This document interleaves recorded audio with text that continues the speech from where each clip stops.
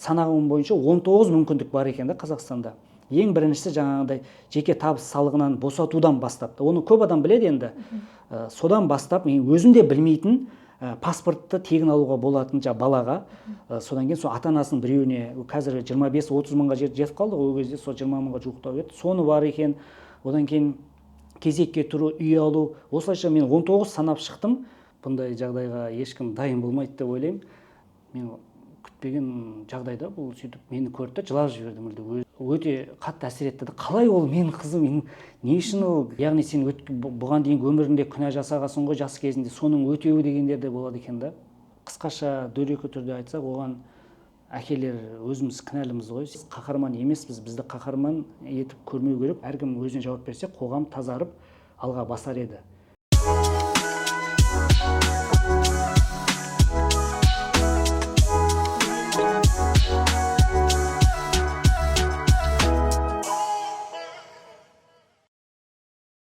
Құрметті көрермен, тыңдарман, сіз Молекула KZ жобасы аясында жасалған мүмкіндік подкастының кезекті эпизодын тыңдап отырсыз. Әдеттегідей жүргізушісі мен Дана Маратова. Бүгін біз Шымкент қаласындамыз. Осы күнге дейін мүмкіндік подкастында көптеген мамандар, ата-аналар қонақта болды. Біздің бұл жобаның мақсаты ерекше балаларға арналған ақпаратты, кеңесті қазақ тілінде насихаттау болатын. Бүгін бізде ерекше қонақ. Бұл жолы ерекше баланың әкесімен әңгімелесетін боламыз. Нұрлан мырза, подкастымызға қош келдіңіз. Уақыт бөліп келгеніңізге көп рахмет. Сіздерге де рахмет. Жалпы отбасыңызда ерекше баланың пайда болуы сіздің өміріңізді қалай өзгертті? Бұл оқиғаға дайын болдыңыз ба? Енді бұндай жағдайға ешкім дайын болмайды деп ойлаймын. Бірден біз қызымның диагнозын, үлкен қызымыз ғой, бұндай диагноз қойылатынын білген жоқпыз. Бірінші кезде ол барлығы біртіндеп басталады ғой. 7 айға жетпей дүниеге келді ғой. Негізі өзі бала 9 ай және 7 ай деген жаңағыдай шала туғандар деп небір атақты адамдардың арасында да бар ғой шала туылған, бірақ өзі медицинада 7 айда сондай дүниеге келетін сәті болады да, одан кейін ары қарай 9 ай болады. Сол 7 айға жетпей немесе 8 айда дүниеге келіп қалған медицинада негізі өте қауіпті саналады. Сөйтіп бір күні кешке сол келіншегім жедел жәрдем шақыршы деді. Сол кейін барып есептедік қой, ол кезде айы қанша екен, бірақ жүкті. Сөйтіп перзентханаға алып кетті жедел жәрдеммен. Содан кейін таңға жуық 3-те апардық. Содан кейін 2 сағаттай есік алдында күтіп тұрдым. Кіріп шығып жүрген, таңға жуық қараңғы кіріп шығып жүрген бір медбикен біреу айтты. Әсе әлі отырсың ба, сен келіншегің босанып қойды ғой деді. Мен қуандым. Содан кейін енді қазір маған айтып көз алдымызға елестетіп, сүйінші деп сұрап, бәрін бұрындар ағаларымыздың жеңгелер босанғанда барғанбыз ғой, сондай деп дайындалып отырсам, ешкім шықпайды, таң атып келе жатыр да. Содан кейін тағы да бір маман кіріп шыққанын сұраған едім, сен сұрап алды, қандай, қашан келдіңдер деп, фамилиясын айтып осындай сағатта дегеннен, сенің что-то сәл не бар сияқты, осложнение бар, сұрашы өздеріне деді. Палатаға сөйтіп сұрастырып барып палатаға кірсем, таңға жуық келіншегім өзі жатыр да. Мен күтпеген жағдайда бұл сөйтіп мені көрді, жылап жіберді мүлде, өзі де жылап жатқан. Не болды деймін ғой, ешнәрсе түсінбеймін ғой. Буфемізді алып кетті дейді ғой. Сөйтіп алып кеткен несі деп. Білмеймін, әйтеуір демаламай жатыр деп алып кетті деп. Сөйтсек, өзі туған кезде тек жүрегі бара сала 10 минутта босанған ғой. Сондай бір енді жағдай болған. Сөйтіп жүрегі ғана соғып тұр, басқа қызметті мүшелері, дене мүшелері істемейді деді. Содан кейін сол кезде Шымкент қаласындағы ең мықты перзентханалардың қауіпті жағдайда сол жерге алып келеді. Сол жағдай жасалған, кювез деген аппарат болады. Сол сәбилер жатқызып қойып, түтікшелер бар, демалады, сүт береді. Сол жаққа жаңағыда мұрнына түтікше қойып қойған екен ғой. Ол енді кейін сол күні түске дейін жұмысынан сұранып перзентханада болдым күні бойы. Сол кезде дәрігерлерден сұрап, сол енді тек күту керек, қызыңыз дүниеге келді, тек жүрегі соққан, бірақ өзі демаламайды деп аппарат қойып қойған да.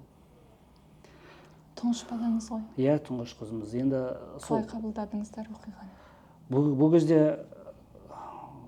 ешнәрсе ойлауға мүмкіндік болмады. Тек қана сол тірі қалса екен деп ешкім ешнәрсе хабар бермейді. Өйткені біз ол жерде көптің біріміз. Ол перзентханаға күніне қанша бала келіп қауіпті жағдайда, қиын жағдайда босанып, қаншасы қалыпты жағдайда босанып, шығарып салып сөйтіп жатыр да. Ол дәрігерлер әркіммен былай жұмыс істемейді да, былайша айтқанда түсіндіріп, былай деп, психологтар жоқ ол жерде.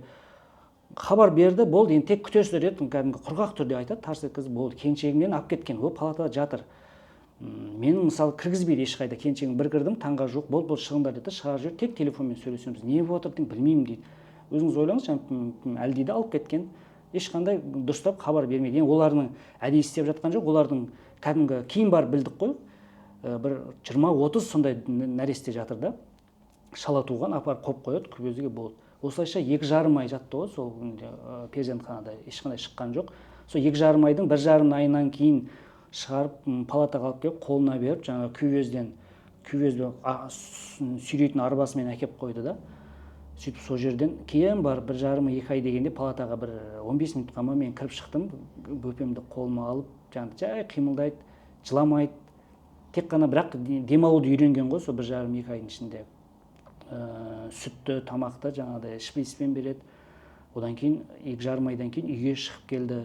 Сол енді жай жылап, бірақ ол кезде ешқандай диагноз жоқ. Содан кейін ары қарай 1 жастан аса бастады, қарасақ, жаңағыдай бөпелер, әлдилер неге 7 айдан кейін отыра бастайды, белін ұстап, мойнын ұстап, ондай жоқ та, тек жата береді да. Сөйтіп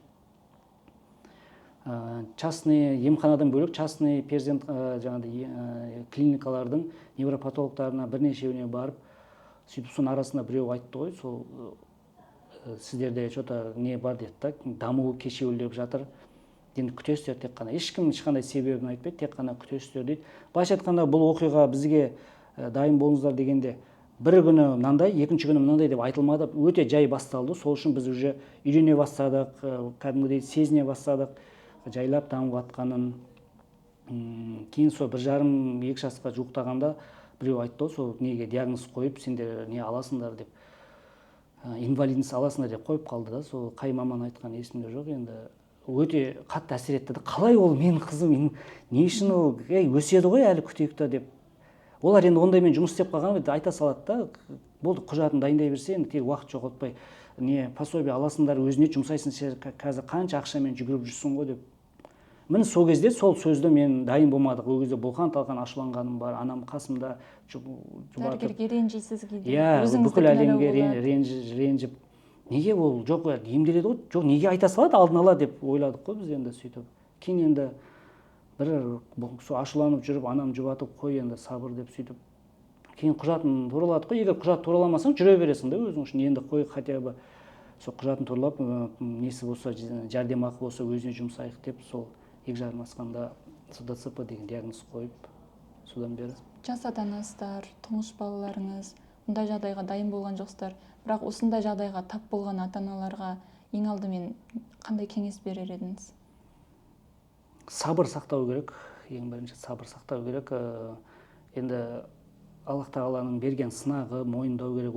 Оны кейін барып арада 5-6 жыл, 10 жыл өткен екен айтуға болады, былай мынандайды, бірақ ол кезде ондай ешқандай неге мен, неге біз деген сұрақтар болады. Не үшін бұндай деген, оның сұрақтардың ешқайсысына жауап жоқ. Себебі кейін де сұрап жатыр ғой, неліктен бұндай болыпты сіздің қызыңыз дегенде. Ол өзіміз зерттедік, өзіміз не қылдық, ол дәрігерлер айтуын айтады, бірақ нақты себеп жоқ та, неге дегенде ол жаңағыдай сондай шарана болып жатқан кезде, анасының бойына жатқан кезде инфекция түсіп, сол жаңағыдай баланың қай миына түскеннен кейін қай ағзасын бұзатын қызметін білмейміз да. Өйткені ДЦП деген біз кейін зерттедік қой, көбінесе келіншегім кең ауқымды ұғымда, ол жаңағыдай бір балаларда ақыл есі сақталған да, тек жүріс тұрысынан не болуы мүмкін. Біздің қызымызда Құдайға шүкір деп айтайық, сондай жағында ақыл есі сақталып, жаңағыдай сөйлесіп, кейін дамып, тек жүріс тұрысынан, мелкая моторика дейді, ұсақ моторика жұмысынан. Ал кейбір балалар қол аяғы балғадай жүгіріп жүреді, бірақ ақыл есі дамымайды, сөйлемейтіндер болады, коляскаға таңылып қалғандар өте көп та. Бұл деген былайша айтқанда бір түтін аурудың түрі емес, туберкулез мынандай деген сияқты да, мынандай. Бұл өте кең да, сондықтан түрлі балалар бар. Бәріне жаңағыдай общий ДЦП деген, балалардың церебральды параличі деген, сал деген сондай диагноз қойылады. Енді ата-аналар дайын болу керек, тек қана бір-біріне қолдау көрсету керек қой. Ол тек қана өзі ата-ана 2 жас жұбайдың емес, олардың туыстарының, айналасындағы отбасының, жақындарының, әріптестерінің солардың қолдауы, қолдамаса да қатты салмақ салмауы өте маңызды. Себебі неге салмақ салмай, жаңағыдай группаларда отырмын, ата-аналар сол жерде жазып жатады. Ол жерде енді кейде көбінесе жаңағыдай бір-біріне қажет мәліметті емдеуден бөлек осындай шер тарқату болып кетеді да. Сол жерде айтып жатады, иә менің енем сөйледі, өзімнің отбасым сөйледі, болмаса жаңағыдай қайын жұртым сөйледі, неге, яғни сен неше түрлі оқиғалар енді адам, яғни сен бұған дейін өмірінде күнә жасағансың ғой жас кезінде, соның өтеуі дегендер де болады екен да. Енді сұмдық оқып отырсаңыз да, сондай сөздерді айтпай, мейлі енді қатты қолдау көрсетпесе де жай ғана кінәламай сөйлеу, кінәламай сол өз-өздерімен қалдырудың өзі қолдау да. Ал бірақ сіз сондай отбасыға қолдау көрсетсе, білгенінше сөйлесудің өзі, ондай ата-аналарға, әсіресе ер адамдарға емес, әйелдерге жаңа сөйлесу, мұңын біреуге айту, тыңдаудың өзі қолдау да. Сондай қолдау көрсетсе, ол жақсы деп ойлаймын да. Жаңағыдай неге бұндай деп өзіне өзі тағдырдың тәлкегіне тап болған анадан, әкеден, неге сіз бұндай болды, балдарың бір нәрсе болды ма, сен яғни темекі шекесің ба, ішімдік ішкенсің ба, наркотик па деп. Ондай емес, себебі ішімдік ішіп жаңа есірткі қолданып жүрген аналардың өзінен сау балалар туып жатады да. Ал спортшы болсын, 10 бала туып, 5-6 бала туып, соның арасында бір бала осындай болып қалады да. Ары қарай одан кейін қайтадан сау бала дүниеге келе береді да.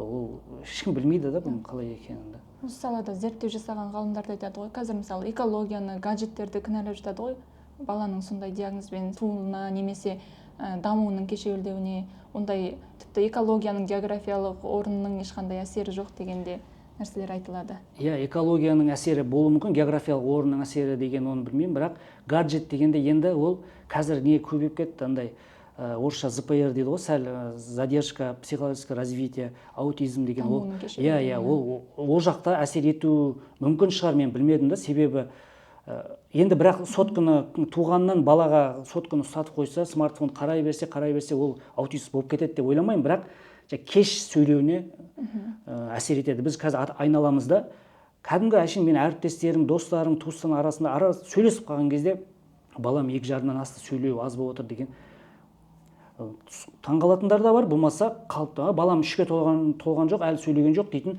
Бұрын мысалы 2-ден асқаннан кейін сөйлемесе дабыл қағатын еді, қазір кең жайылып кетті да. Ол енді сап-сау бала кешеуілдеп сөйлеп жатыр, ол енді смартфон болмаса телевизордың кері әсері деп ойлаймын. Себебі біз бір жерден оқып қалдық, бала азаннан кешке дейін смартфондың өте зиянын білеміз, мақұл телевизор зиян емес деп телевизор көре берсе, мультфильм көре берсе, ол бала ана кейіпкер бала үшін сөйлейді да, бала былай отырады, үндемей, әсіресе жалғыз өзі болса, ол кейіпкер жылайды, күледі, қуанады, бала отыра береді, өзі күлген құсапшы, эмоцияның бәрін анау кейіпкер шығарып отыр, бала шығармайды да. Сондықтан ол тыю керек деп ойлаймын да. Біз емханаларға барып қаласың, автобустарда барып қаласың, жаңағыдай баласы жыламау үшін смартфон бере сағанда, ол көріп отыр да. Кішкентай ғана 1 жас, 2 жастағы әлдилер да, ол енді өте жағына біз смартфон деген үйде аз ұсталады да бала шаға. Көбіне енді ата-аналар, оның ішінде аналар өзін кінәлап жатады ғой. Мен өзім дұрыс күтінбедім, балама дұрыс көңіл бөлмедім, дұрыс тәрбие бермедім деген сияқты. Сол үшін айтып жатырмын да, жаңағы ата-аналар өздерін кінәламау керек. Кінә сезіміне түсіп кетсе, ол әсер етеді. Дұрыс салауатты өмір салтын ұстану баланың денсаулығына, жалпы өзінің денсаулығы өзі үшін керек, бірақ негізгі себеп ол емес та.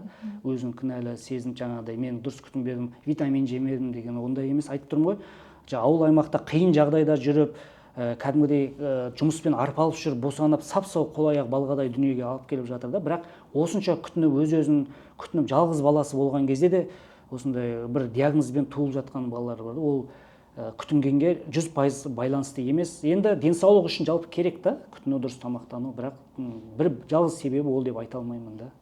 Біз осы мүмкіндік подкастының аясында көптеген адамдармен сұхбаттастық. Ата-ана болсын, маман болсын, бір байқағанымыз, ерекше бала тәрбиелеп отырған отбасында көбіне жалғыз басты аналар көп. Және тіпті осында ерекше бала тәрбиелеп отырғанда күйеуінің қолдау көрсеткенін үлкен бір қолдау сияқты бағалап, қаһарман етіп көрсететін аналар бар. Мені тастап кетпегеніне рахмет, мен ауру бала туғаным үшін мені кінәламағанына рахмет деп. Неге біздің қоғамда осындай көзқарас қалыптасты? Неге бізде әкелердің бейнесі сондай бір бағытта? Сіз мысалы байқаймыз да, үнемі түсіндірме жұмыстары болсын, кеңестер болсын, осы ерекше балалардың ата-анасына үнемі балаңызды саласыз, қолдау көрсетіп жүресіз. Неге біздің қоғамда осындай әкелер аз дейін ба, немесе публикаға көп шықпай жатыр дейін ба? Енді қысқаша дөрекі түрде айтсақ, оған әкелер өзіміз кінәліміз ғой. Себебі не только тек қана ерекше бала емес, кәдімгідей сау балалары бар, 5-6 бала, 3-4 бала болсын, әйтеуір баласы бар отбасын тастап кетіп қалыватқан әкелер. Көбінесе жаңағы сотпен болсын, былайша болсын, балаларды 99%-да анасымен қалады, әкесі жаңағындай бос адам құсап құйрығын қағады да кете салады да, үйін бәрін тастап, дүние мүлкін. Алименттен жалтарып жатады, жауапкершіліктен жалтарып жатады. Мүлде басқа. Алимент деген өте, ол алименттен жалтарып жатады. Осыған қарап, сол қоғам, әкелер кінәлі, қоғамдағы осы үрдіс, жағымсыз үрдіс өте ұзақ уақыт бойы болғандықтан қалыпты жағдай деп ойлап қалады да. Бізде бір оқиға үнемі бола берсе, қалыпты жағдай адам үйренеді ғой. Сол сияқты осындай әкелер бұрыннан сол отбасының жауапсыздықтан қарап, болмаса енді барлығы деп айта алмаймыз, бірақ әкенің рөлі тек қана жаңағыдай аңшылық, орысша добытчик, сондай. Мен алып келдім, міне мен алып келдім, қалғаны сенің мойныңда деп жұбайына тапсырып, қайтадан өз сыртқа кетіп, бала тәрбиесіне араласпай ғасырлар бойы қалыптасқандықтан сол образдан басқаша әкені көрсе адамдар таңғалады да. Мысалы, тек қана әкеліп осы отбасын асырау ғана емес, баласымен ойнап, сабағына араласып, жиналысына барса да мектепте қандай таңғалады да. Ой, біздің арамызда папалар отыр екен ғой деп. Ал енді осындай жағдайда өзіңіз ойлаңыз, ерекше баласы бар отбасында әйеліне көмектесіп, ерекше баласын тастап кетпей, сонымен шығып жүрген әкелерде мүлде таңғалады. Бірақ мен айтамын, біз қаһарман емеспіз, бізді қаһарман етіп көрмеу керек. Бұл біздің ер азаматтардың, аналардың өзінің орны, міндеті. Біз ер азаматтардың өзіміздің отбасындағы, қоғамдағы міндетіміз. Бұл қалыпты жағдай. Осыны адалынан атқарсақ, барлық жерде әркім өз міндетін, отбасындағы өз орнын, қоғамдағы адалынан атқарса, қоғамда қазір болып жатқан көптеген келеңсіз жағдайлар біраз азаятын еді. Бала шағаға дұрыс тәрбие беру, мысалы, барып мұғаліммен айқайласып, оны видеоға түсіріп алу. Әркім өз баласына, тыныш, сен ол мұғалім ғой, оқытып жатыр ғой, тыныш. Мұғалім, біз айтамыз да қоғамда, пәленбай ақша алады, қазір айлығын көбейтіп жатыр, оқытсын онда, балаға жауап берсін деп мүлде ата-аналар артып қояды да. Ол деген сөз, мұғалім ол 25-30 баланың қайсысына қарайды? Ұрысса, ата-анасы жетіп келеді. Ұрыспайын десе, бала оқымайды, соткадан әр нәрсені көріп, қандай ерке болып кеткен да. Сол ер азаматтар өз орнын қалыпты жағдайда атқарса, бұндай таңғаларлық болмайтын еді да. Бірақ мен осы жерде айтайын, біз жаңа қаһарман емеспіз дегенге, ондай әкелер, біз WhatsApp группада отырмыз, ондай әкелер бар. Көп, енді барлық әкені жаман деуге болмас, аз да болса да ондай әкелер бар. Отбасында баласы үшін жұмыс істеп, немесе аутизммен жұмыс істейтін орталықтар ашып, басқа балаларды емдеп, өзінің баласын емдеймін деп жүріп, бұрынғы мамандығын ұмытып, кәдімгідей басқа мамандық алып кеткен әкелер бар да. Сондықтан бізде, бірақ әлде де болса, басқа отбасылармен біздің отбасында сол қызымның оқуы, күтімі, тәрбиесі, оңалту солай іс-шаралардың жаңағыдай 90%-ы келіншегім мойнында. Мен енді былайша айтқанда, жаңа журналист болған соң барлығы бір-бірінен танып, сіз айтасыз, мен келіншегіме айтамын да, сен сөйлейсің ба деймін. Жоқ дейді да, ол жоқ, мен ондай сөйлегім келмейді. Әйтпесе мен ұсынамын да, сен тұр, сен сөйлесе, енді қайтып мен сөйлей беремін ба, қаһарман сияқты сөйлеу жоқ. 90% сол келіншегім. Біз ондай жұмысты атқара алмаймыз. Біз сол қасында жүріп қолдасақ, отбасыға жалпы қамқор болса, соны жеткілікті да. Жалпы осындай стереотиптерге толы қоғамда ерекше баланың әкесі болу, қоғамға бейімделу процесі қалай жүрді, және қоғам сізді қалай қабылдады? Қоғам білген жоқ. Себебі басында білген жоқ, себебі біз көп адамда солай болады деп ойлаймын. Жарияға жар салмай, міндетсінбей, былайша айтқанда ғой, енді біздің отбасымда ерекше бала бар, ойбай бізге жеңілдік, ойбай мынандай деген емес. Ешқандай білмей, кейін барып біліп, сендер Нұрлан, сенде осындай екен ғой деп әріптестер, достар біліп жатады да. Білген кезде барып, иә деп айтам, бірақ ешкімге жар салмай, кәдімгі бөрі аштығын білдірмес, сыртқа жүрім қомпайтар дегендей. Сіздің отбасыңыздағы ерекше бала туралы тұлға жобасынан білдік. Тұлға жобасы ерекше балаларға арналған мүмкіндіктер, жеңілдіктер туралы, заңда қандай жеңілдіктер қарастырылған туралы ақпарат беретін жоба, иә? Бұл жобаны бастауыңызға не түрткі болды?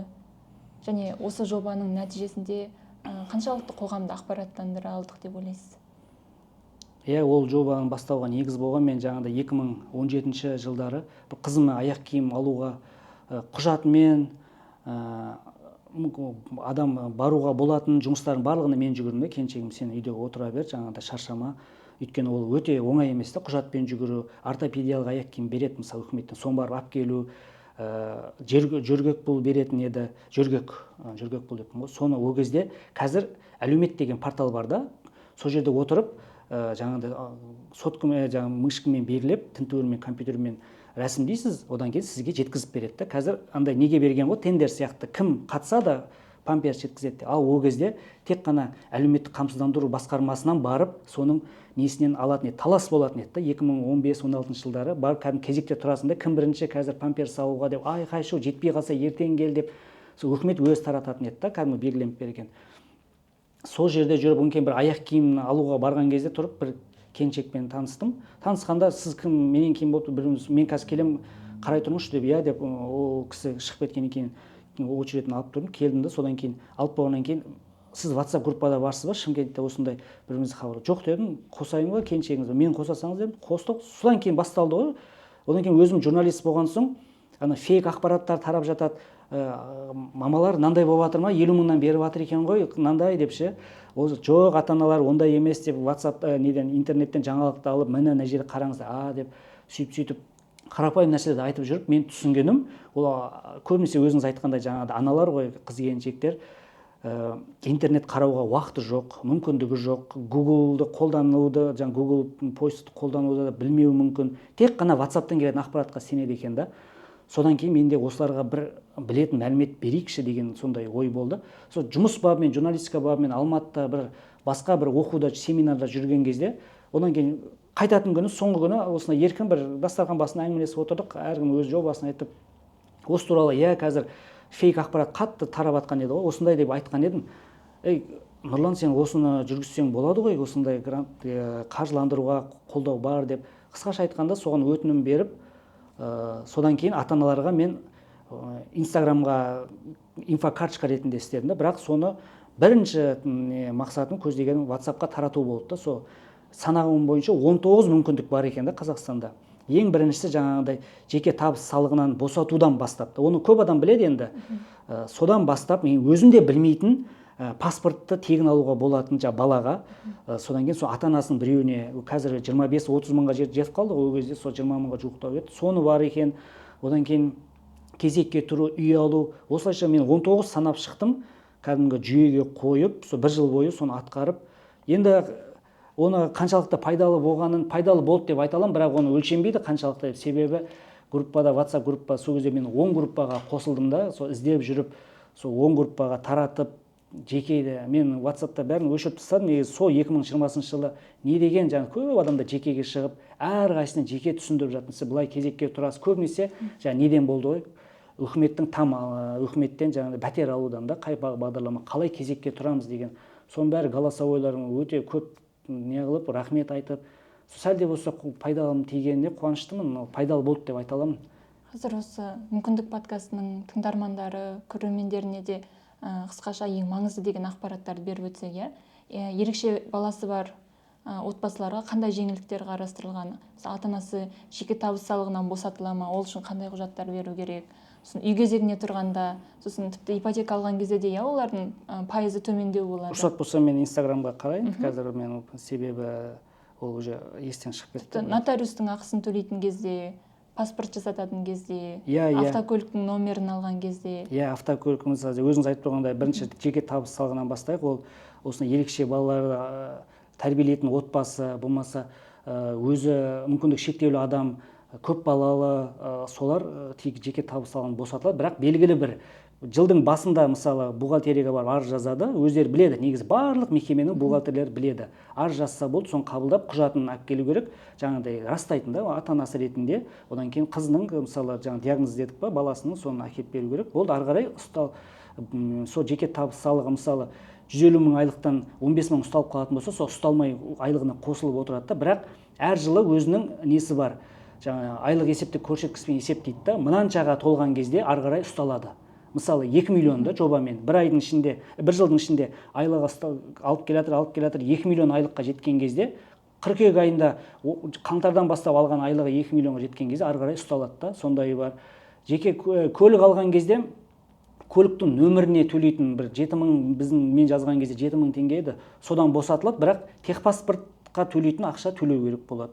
Одан кейін нотариустан босатылады, бірақ осы баласының диагнозы арқылы үкіметтен кезекке тұрып, болмаса біреуден там алып жатқанда, өздеріне, отбасына, баласына қатысты маған түсіндіру бойынша сол құжатта ғана босатылады да. Бірақ кез келген нотариусқа біз барамыз ғой, біреуге тілхат жазып беру, басқа бір не алу, үй алу, ол кезде төленеді да, тек осы баласына қатысты болу керек та. Одан кейін жаңа неден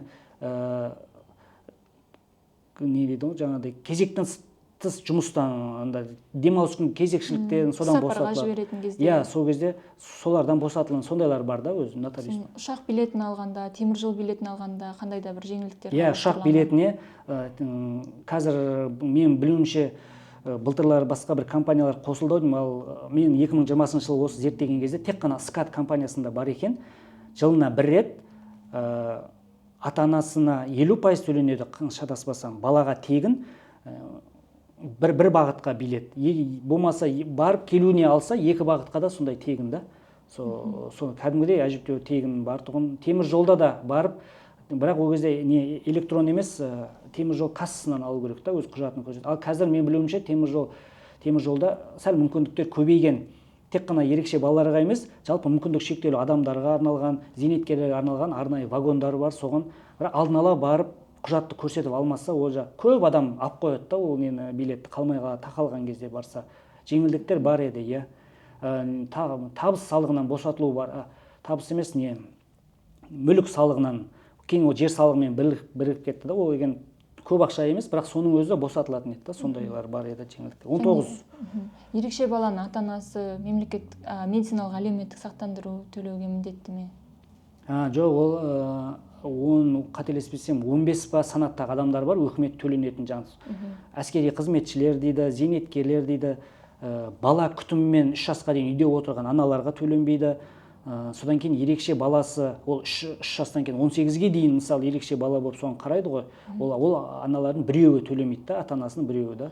Айтпақшы, ерекше балаға ата-анасы күтім жасап отырғанда, ол зейнет өкілі болып есептеле ма? Еңбегі уақыты болды. Осы мәселені депутаттар жаңағыдай түрлі ерекше баланың ата-аналардың қоғамдық ұйымдары көтеріп жатыр да, есептесін деген.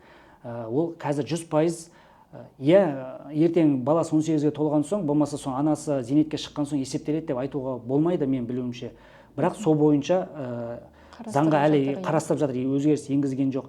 Бірақ менің 100% жоқ деп те айтуға болмайды, себебі мен группада оқығандарым, бір 18-ге толған бала ата-анасы зейнетке шыққан соң сот бойынша дәлелдеп, қандай құжаттар екенін білмедім, сотта мен осынша баланы күтім жасап келдім, міне құжаттар, оңалту орталығына барған, емдеген дейтін құжаттарды көрсететін шығар білуімше. Сол арқылы дәлелдеп бір тәжірибе еңбек өтілінде қостырып атқан жағдайлар бар да, бірақ жаңағыдай емес та, автомат түрде, мысалы, полиция болып жұмыс істегеннен 45 жаста шықтың, болды, автомат түрде, болмаса мұғалім болып істедің, мынанша деген сияқты, ондай емес та. Әлде де болса дәлелдеуді қажет етіп, ата-анасы соны дәлелдеп жүгіретін.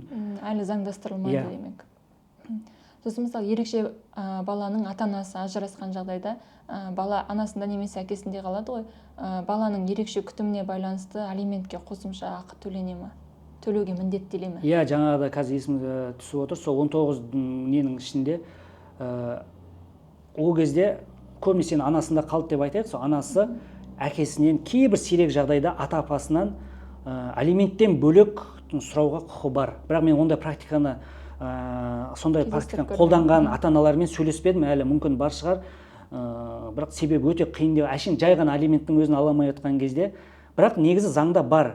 Мен алименттен бөлек бұл баланы мына жерге апардық, мынандай өте ауыр жағдайда, қатты көп қаржы кетсе, сондай жағдайда дәлелдеу арқылы, сот арқылы болу мүмкін деп сондай жазылған заңда.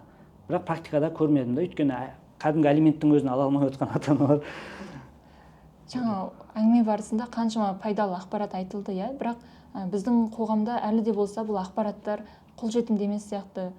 себебі мысалы жаңа бухгалтерияның әрбір мекеменің бухгалтері біледі дейсіз ғой, бірақ олар мысалы сенің ерекше балаң бар ма, мүгедектігі бар адам бар ма отбасыңда, сенің осылай салықтан босатыласың немесе жеңілдетілген түрі бар деп ешкімге айтпайды. Оны мысалы еш жерден естіп білмеген адам да барып менің осындай құқығым бар екен деген нәрсені талап ете алмайды. Қоғамды ақпараттандыру үшін, осындай мәліметтерді жеткізу үшін біз қазір медиа маманы ретінде қандай шаралар атқаруымыз керек? Тарату керек деп ойлаймын. Себебі мен өзім журналист болып жүрген кезде жаңа айттым ғой, негізгі жеңілдіктерді білдік та, одан кейін зерттеп келсем 19-ы бар екен дедім. Сол кезде заңды ақтарған кезде өте андай ресми түсініксіздеу тілде, түсініксіз деп айтайықшы, енді ол заңды шығарушы органдарда ренжіп қалмасын, бірақ сондай тілмен жазылғанда оқып отырасың, нақты түрде қадамдық нұсқаулық жоқ та, бірінші бүйтесің, екінші бүйтесің деген жоқ. Кәдімгідей өте заңда жазылған, юристтер солар ғана түсінетіндей қылып та, мен оқып отырып, әрең қорытып, сол маған сол маған сол жобама көрсетілген қолдауға да бір себеп сол болды деп ойлаймын да.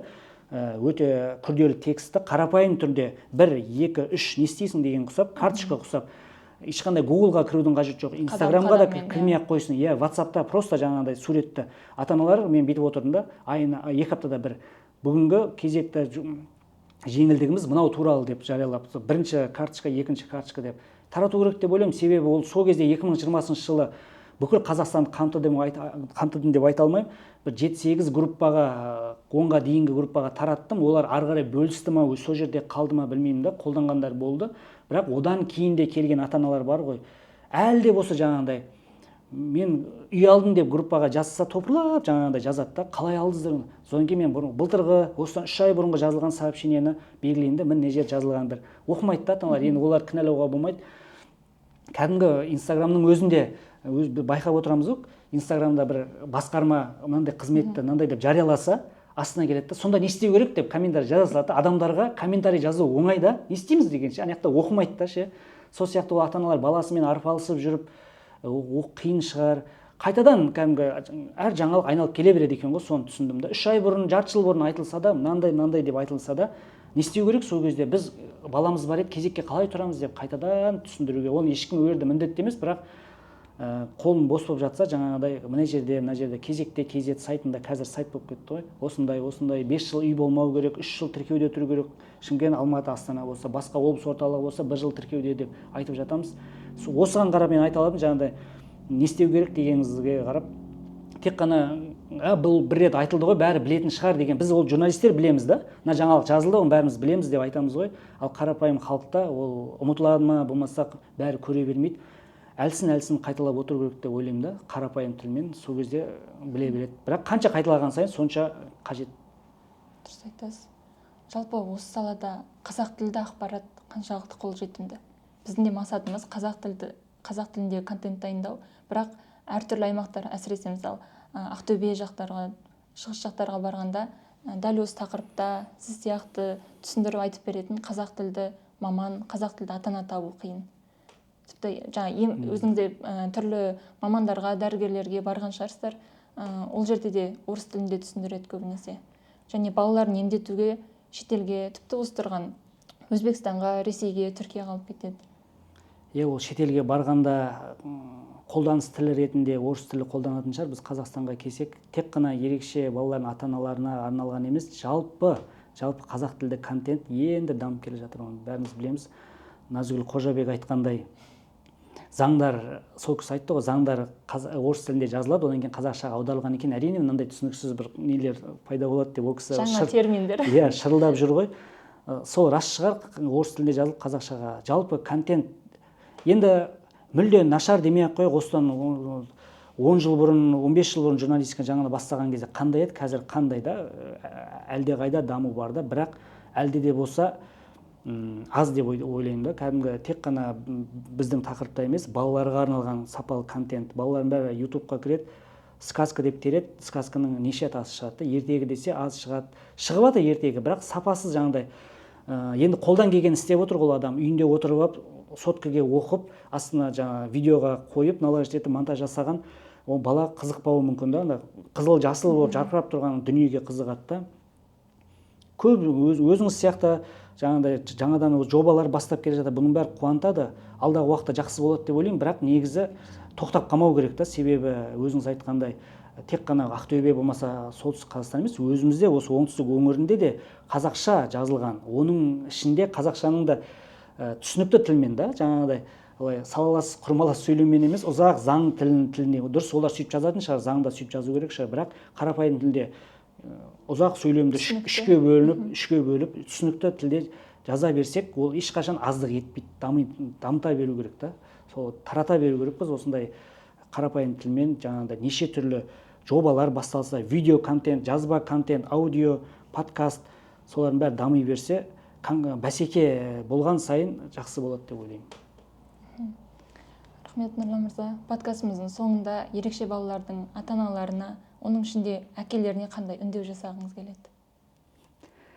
Үндеу дегенде енді ол бір көп нәрсе тындырған адам сияқты биік мінберден үндеу емес, кәдімгі әркім қоғамда қандай отбасы болса да, қандай қоғам мүшесі, мейлі ол ана болсын, әке болсын, 18-ге толған, кәмелетке толған азамат болсын, әркім өз саласын жақсы атқарса, адалынан, нанын адал тапса, жауапкершілігін білсе, отбасындағы, қоғамдағы, ешкімге зиянын тигізбесе, логикалық түрде, әділетті түрде, адамгершілік деген принциптерді ұстанып, әркім өзінің айналасына, біздің айналамыз бар ғой, 10 метр болсын, 100 метр әсер ете алатын отбасымыз, соның бәріне жақсы қарым-қатынас жасап, тек қана жақсы әрекет жасап, өзіне жауап берсе, өз отбасын құрса, өз отбасына жауап берсе, осылайша өзіңіз елестетіңіз, мына жерде бұл отбасы өзіне жауап береді, мына әркім жауап берсе, сонда қоғам ешқандай сырттан айыппұл тағу, болмаса қатал жазалау қажет болмайды. Әркім өзіне жауап берсе, қоғам тазарып алға басар еді.